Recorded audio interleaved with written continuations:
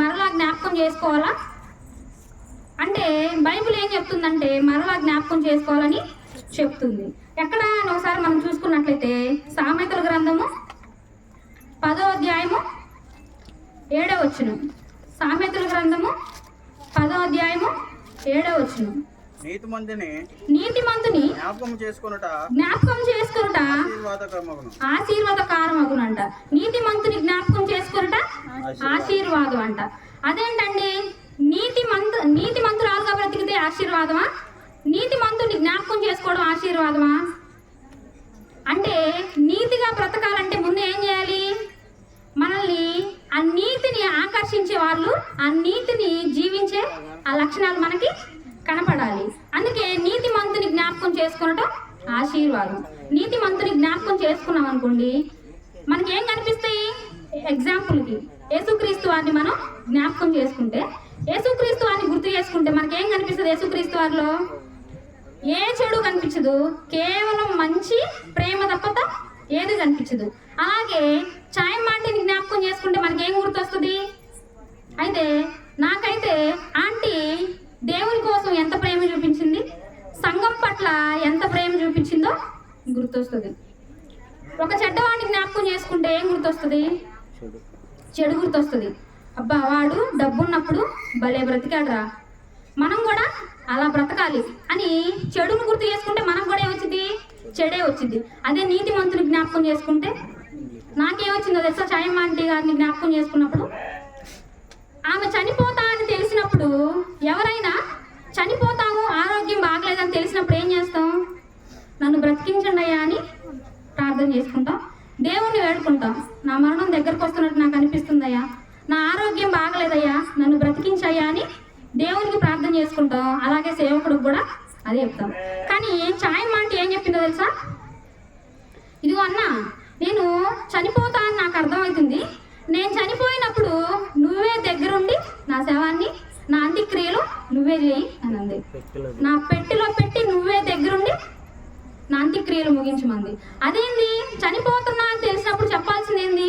నా ఆరోగ్యం బాగాలేదన్నా, నేను చనిపోతున్నానేమో, నా గురించి ప్రార్థన చేయండి అని చెప్పాలిగా. కానీ చనిపోతున్నా అని తెలిసి కూడా ధైర్యం ఏందండి? అలాంటి నీతి మంత్రాలు జ్ఞాపకం చేసుకోవడం మనకు నిజంగా ఆశీర్వాదకరమా కాదా? మనకు కూడా నిజంగానే, నాకైతే నిజంగానే చాలా ధైర్యం అనేది వచ్చింది. చావు దగ్గరకు వచ్చే కొందు ఏమవుతుంటది? ధైర్యం అనేది వస్తూ ఉంటది. అందుకే నీతి మంతుని జ్ఞాపకం చేసుకోమంటే ఆ మనిషిని జ్ఞాపకం చేసుకోమని అర్థం కాదు, ఆ నీతి మంతుల్లో ఉన్న లక్షణాలని జ్ఞాపకం చేసుకోమని అర్థం. ఇప్పుడు ఛాయమ్మ ఆంటీ నీతిగా బ్రతికి చనిపోయింది కాబట్టి ఏం చేస్తున్నాం? ఛాయమ్మ ఆంటీ నీతిని జ్ఞాపకం చేసుకుంటున్నాం. ఇప్పుడు మనం చనిపోతే మనల్ని ఏమని జ్ఞాపకం చేసుకుంటారు? మనలో నీతి ఉందా? లేదనుకోండి, మరి మనం ఎలా బ్రతికితే మనల్ని జ్ఞాపకం చేసుకుంటారు అనేది మనం చూసుకోవాలా లేదా? చూసుకుందాం. అపోస్తుల కార్యములు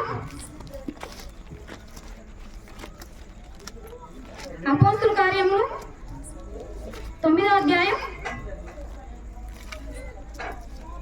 36వ వచనం.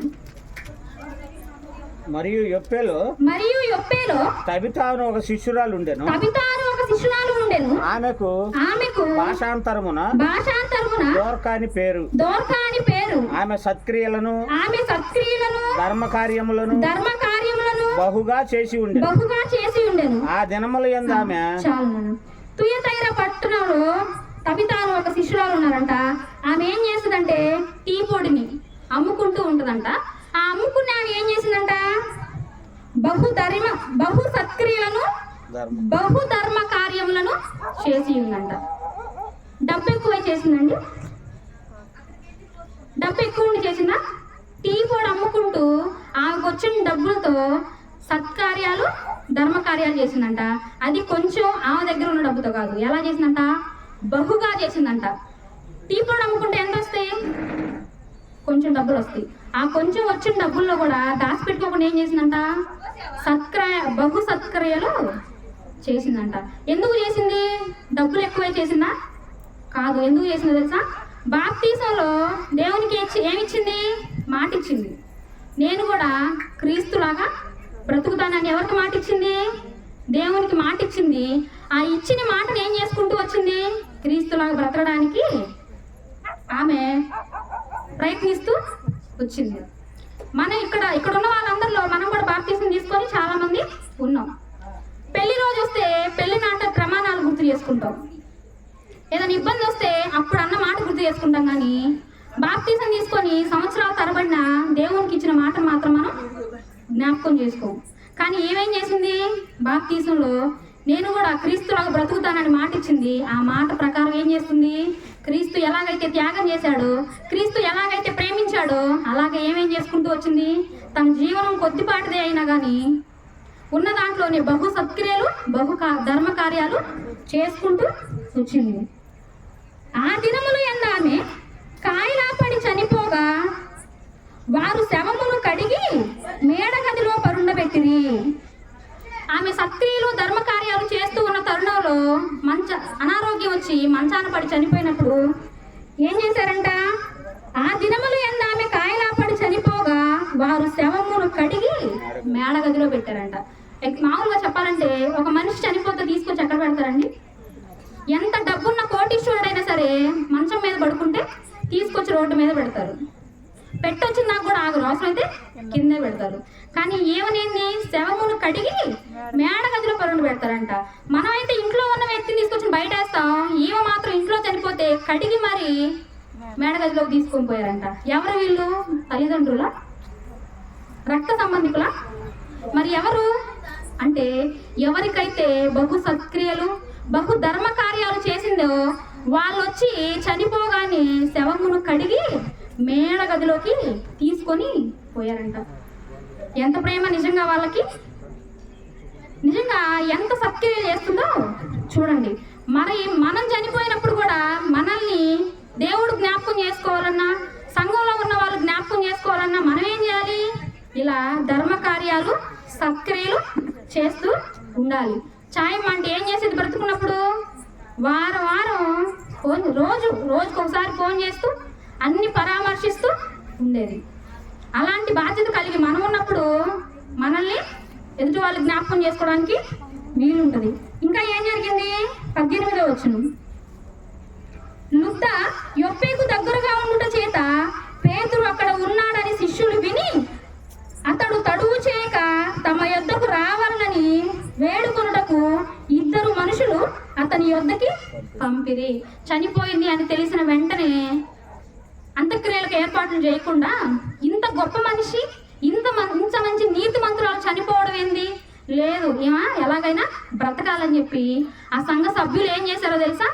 పేతురు గారు దగ్గరలో ఉన్నారని తెలిసినప్పుడు 2 మనుషుల్ని ఇప్పించి, ఇదిగో ఒక మంచి సత్క్రియ చేసే సంఘంలో ఒక గొప్ప స్త్రీ చనిపోయింది, పేతురు గారిని తడువు చేయకుండా, లేట్ చేయకుండా వెంటనే తీసుకురండి అని 2 మనుషుల్ని పేతురు గారి దగ్గరికి పంపించారు. పేతురు లేచి వారితో కూడా వెళ్ళి అక్కడ చేరినప్పుడు వారు మేడగదిలోనికి అతన్ని తీసుకొని వచ్చిరి. విధవరాండ్రందరూ వచ్చి ఏడ్చుచు దోర్కా తమతో కూడా ఉన్నప్పుడు కుట్టిన అంగీలను, వస్త్రములను చూపుచు అతని ఎదుట నిలిచిరి. అదేంటండి? ఒక వ్యక్తి చనిపోతే మొదట ఎవరు వస్తారు?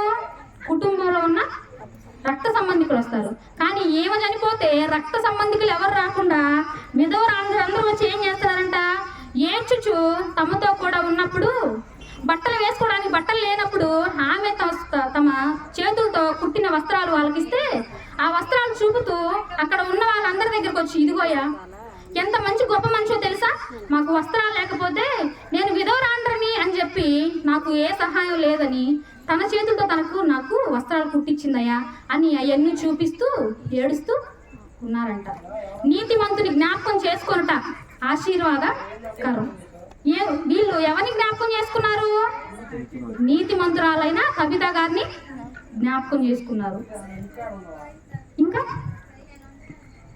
పేతురు అందరినీ వెలుపలకు పంపి మోకాళ్ళుని ప్రార్థన చేసి శవము వైపు తిరిగి తబితా లెమ్మనగా ఆమె కన్నులు తెరిచి పేతురుని చూచి లేచి కూర్చుండెను.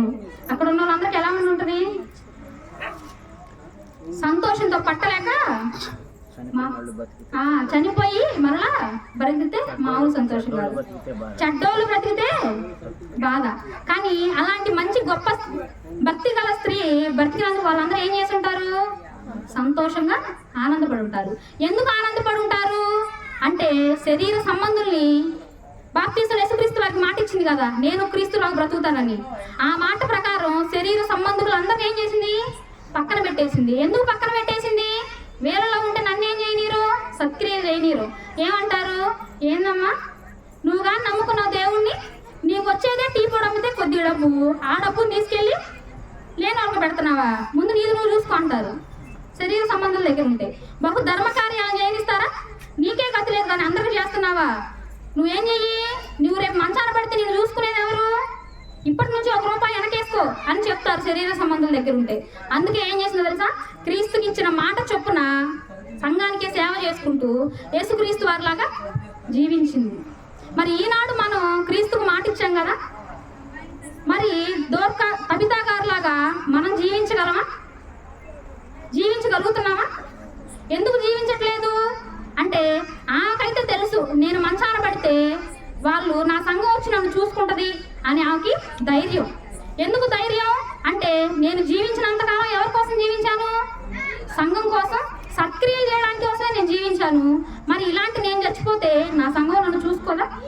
ఒకవేళ చూసుకోకపోతే నాకేంటి, చనిపోతే హాయిగా నా దేవుని దగ్గరికి వెళ్తాను అని ధైర్యంగా ఆమె నీతిమంతురాల్లాగా సింహంలాగా నిలబడింది. మనమైతే ఈ పరిస్థితిలో ఉంటే మనమైతే నిలబడగలమా?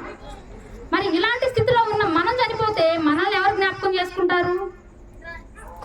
మనల్ని ఎవరు జ్ఞాపకం చేసుకుంటారు? ఎవరు జ్ఞాపకం చేసుకోరు. ఒకవేళ జ్ఞాపకం చేసుకున్నా ఏం చేస్తారు? తిట్టుకుంటారు తప్ప ఇలాగ మనల్ని చెయ్యరు. అందుకే నీతిమంతుని జ్ఞాపకం చేసుకున్నట ఆశీర్వాదం. ఎందుకు ఆశీర్వాదం? ఇది చదువుకున్నప్పుడు మనకేమనిపించింది? తబితా గారు నీతిమంతురాలు. ఆమెను జ్ఞాపకం చేసుకున్నప్పుడు మనకేమనిపించింది? అబ్బా నేను కూడా ఇలా బ్రతకాలి అని అనిపించిందా? అనిపించినప్పుడు మనం కూడా ఏం చేయాలి? ఆమెలాగా బ్రతికి ఇతరులకి మనం కూడా ఎలా ఉండాలి? ఆశీర్వాదకరంగా ఉండాలి. అప్పుడే మన చావు మనకు లాభం, ఎదుట ఉన్న వాళ్ళకి లాభం. దయచేసి ఇప్పటి నుంచైనా ఇలాగ జీవించి బాప్తీసంలో దేవునికి ఇచ్చిన మాట చొప్పున తబితా గారు అలాగే ఛాయమ్మ గారు ఎలాగైతే బ్రతికారో మనం కూడా అలా బ్రతికి దేవుని సంతోషపెట్టాలని కోరుకుంటూ ఈ మాటలు ఇంతటితో ముగిస్తున్నాము.